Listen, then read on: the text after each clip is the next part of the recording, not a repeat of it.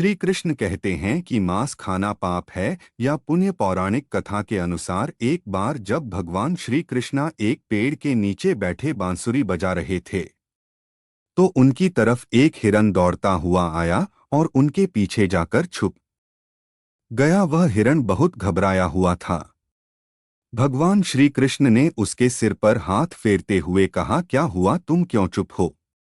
तभी हिरण का पीछा करते हुए एक शिकारी भी वहां पहुंच गया और बोला, यह मेरा शिकार है, इसे मुझे दे दो, इस पर मेरा अधिकार है। तब भगवान श्री कृष्ण बोले, हर जीवित जीव पर उसका खुद का अधिकार होता है, किसी और का नहीं। शिकारी क्रोध में बोला, यह मेरा शिकार है, इसे मैं पी कर खाऊंगा। भगवान श्री कृष्ण बोले, किसी भी जीव को मारकर खाना पाप की श्रेणी में आता है, क्या तुम धर्म को नहीं जानते हो? शिकारी बोला, मैं तुम्हारे जितना ज्ञानी तो नहीं कि यह जानूं कि मांसाहार पुण्य है पाप, पर मैं यह जानता हूं कि जीव को डोट मार कर खाना, इसमें कोई हर्ज नहीं है। इस जीव को जीव बंधन से मुक्त कर रहा हूं, फिर क्यों मांसाहार से मना किया जाता है? वैसे भी मैं इसे मारकर इसे मुक्ति दे रहा हूं, तो यह पुण्य का काम है। भगवान श्री कृष्ण ने समझ लिया कि उसकी बुद्धि मांस खाने के कारण तामसिक हो गई है। फिर भगवान श्री कृष्ण बोले, तुम्हारे इस विषय पर पहले मैं तुम्हें कोई राय नहीं दूंगा। मेरी एक छोटी सी कथा सुनने के बाद तुम्हें उत्तर देना है कि मांसाहार पुण्य है या पाप। शिकारी सोचने लगा कि इसमें मेरा तो कोई घाटा नहीं है, इस कथा को मैं सुन ही लेता हूं, मेरा मनोरंजन भी हो जाएगा और बाद में मुझे इस हिरण का मांस भी मिल जाएगा। भगवान श्री कृष्ण ने शिकारी से कहा, सुनो, एक बार मगध में खाद्य संकट खड़ा हो गया, अनाज का उत्पादन भी कम हो रहा था। राजा को चिंता हुई कि यदि इस समस्या का शीघ्र निदान नहीं किया गया तो सुरक्षित अनाज कुछ भी खत्म हो जाएगा और संकट भीषण हो जाएगा। राजा ने अपनी राज्यसभा में मंत्रियों से पूछा कि देश की खाद्य समस्या को सुलझाने के लिए सबसे सस्ती वस्तु क्या है। मंत्रीगण सोच में पड़ गए। चावल, गेहूं, आलू आदि पदार्थों को डोट उगाने के लिए बहुत श्रम करना पड़ता है और वह तभी प्राप्त होते हैं जब प्रकृति का प्रकोप ना हो। ऐसे में कुछ सस्ता हो ही नहीं सकता। तभी शिकार का शौक रखने वाले एक मंत्री ने कहा, यही उत्तम अवसर है, सबसे सस्ता खाद्य पदार्थ है मांस, इसके लिए धन का खर्च भी नहीं है और पौष्टिक खाना भी मिलता है। सभा में मंत्रियों ने इस बात का समर्थन कर दिया, लेकिन दूसरे मंत्री अभी भी चुप थे। राजा ने पूछा, मंत्री आप चुप क्यों हैं? आपने कोई अनुमोदन नहीं किया।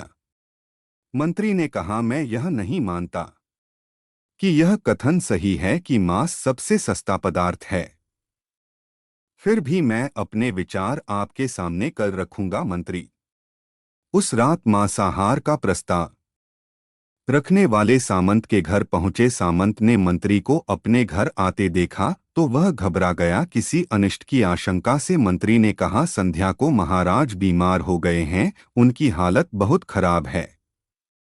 राजवेद ने कहा है कि किसी शक्तिशाली का कलेजा का 2 टुकड़ा मिल जाए तो राजा के प्राण बचाए जा सकते हैं। आप महाराज के सबसे विश्वासपात्र हैं, इसलिए आपसे योग्य और कौन होगा। आप जो भी मूल्य लेना चाहे ले सकते हैं। आप कहें तो इस काम के लिए मैं आपको 1 लाख मुद्राएं भी दे सकता हूँ, एक बड़ी जागीर भी आप मांग सकते हैं। बस आप अपनी इच्छा कहें, मैं तलवार से आपका हृदय को क्या बस 2 टुकड़ा मांस निकाल लूंगा। यह सुनकर सामंत के चेहरे का रंग फीका पड़ गया। वह सोचने लगा, जब जीवन ही नहीं रहेगा तो लाख स्वर्ण मुद्राओं का क्या करूंगा। उसने झटपट अंदर भागकर अपनी तिजोरी से लक्ष्मी मुद्राओं की पोटली लेकर आया। मुद्राएं देकर उसने मंत्री के पैर पकड़ ये और गिरते हुए बोला, मंत्री जी मैं आपको 1 लाख मुद्राओं में अपनी जान देने को तैयार नहीं हूँ। इन मुद्राओं से आप किसी और सामंत के हृदय का मांस खरीद लीजिए, लेकिन मुझे जान दे यह बात किसी और को पता ना चले। आपसे हाथ जोड़कर निवेदन करता हूँ। मंत्री जी समझ गए थे। उन्होंने सामंत को थोड़ी और मानसिक पीड़ा देना चाहा। मंत्री ने आगे कहा, सामंत आप शरीर से बलवान हैं, आपकी कद महाराज से मिलती जुलती है, इसलिए राजवैद्य ने खास तौर पर आपका ही नाम लिया है। आपके दान से हमारे अच्छे राजा की जिंदगी बचेगी। सामंत तो फंसता हुआ दिख रहा था। उसने शरीर पर अंगवस्त्र रहकर अपने जूते भी पहन लिए जैसे ही वह वहां से भागने वाला था। मंत्री ने कहा, तुम तो जा रहे हो और तुम्हारे अपने परिवार को पीछे छोड़ रहे हो। सामंत बोला, मेरे अपने प्राण से भी प्रिय कुछ नहीं है। जब जीवन ही नहीं रहेगा तो कुटुंब का क्या करूंगा। जीवन रहा। इतना कहकर घोड़े पर चढ़कर वह भागने ही वाला था। वह अभी जाने को ही था कि मंत्री ने घोड़े की लगाम पकड़ ली। उन्होंने कहा, भागने की जरूरत नहीं है, आप आराम से घर पर ही रहो, मैं किसी दूसरे सामंत के घर जाता हूँ। यह कहकर मंत्री वहां से चले गए। मंत्री के जाने के बाद सामंत के अंदर कुछ जान तो आई, पर बेचैनी बनी रही। उसकी नींद खराब हो चुकी थी। मुद्राएं लेकर मंत्री बड़ी तेजी से सभी सामंतों के घर पहुंचे और सभी से राजा के लिए हृदय का 2 टुकड़ा मांगा, परंतु कोई भी देने के लिए राजी नहीं हुआ। अपने बचाव के लिए मंत्री को किसी ने 1 लाख तो किसी ने 2 लाख मुद्राएं तक दी। इस प्रकार मंत्री ने एक ही रात में लाखों स्वर्ण मुद्राएं जमा कर ली। फिर सुबह होने से पहले ही अपने महल में पहुंच गया। अगले ही दिन राज्यसभा में सभी सामंत समय से पहले ही पहुंच गए। सभी यह जानना चाहते थे कि राजा स्वस्थ है या नहीं, लेकिन कोई राजवेद की तलाश कर रहा था। मंत्री ने सैनिकों को आज्ञा दे रखी थी कि जब तक महाराज सभा में न आए तब तक किसी भी सामंत को भी महल में बाहर जाने की अनुमति नहीं है। राज्यसभा में अपनी परिचित गति में आए और अपने सिंहासन पर आकर बैठे सभी सामंतों ने देखा कि राजा उन्हें और अस्वस्थ नहीं लगे। उन्हें तो कुछ हुआ ही नहीं था। मंत्री ने उनसे झूठ बोला। हर सामंत के मन में यही विचार चल रहा था, पर कोई भी किसी और को कुछ भी नहीं बोल रहा था। तभी मंत्री ने राजा के समक्ष 40 लाख स्वर्ण मुद्राएं रख दी।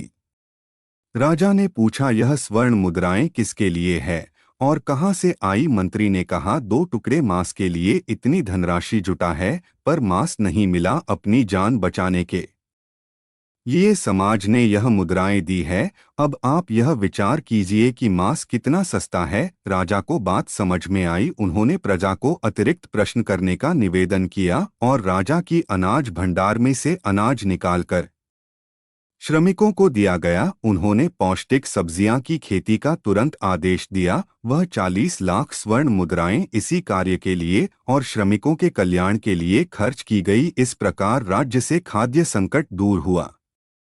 परमात्मा से यह ज्ञान शिकारी परिपूर्ण हो गया। उसे ज्ञान की प्राप्ति हो गई और वह जान गया कि मांसाहार जीवन लेने में नहीं बल्कि जीवन देने में है। शिकारी भगवान श्री कृष्ण के आगे हाथ जोड़कर वहां से चला गया और उसने कसम खाई कि वह अपने संपूर्ण जीवन में किसी को भी चोट नहीं पहुंचाएगा। भगवान श्री कृष्ण हमें इस कथा के जरिए समझाना चाहते हैं कि हमें यह नहीं भूलना चाहिए कि जिस तरह हमें अपनी जान प्यारी है, इसी तरह सभी जीवों को अपनी जान प्यारी है। दोस्तों, ऐसे ही वीडियो के लिए हमारे चैनल को सब्सक्राइब करें और वीडियो को लाइक करें और कमेंट बॉक्स में जय श्री कृष्णा राधे राधे लिखें। धन्यवाद।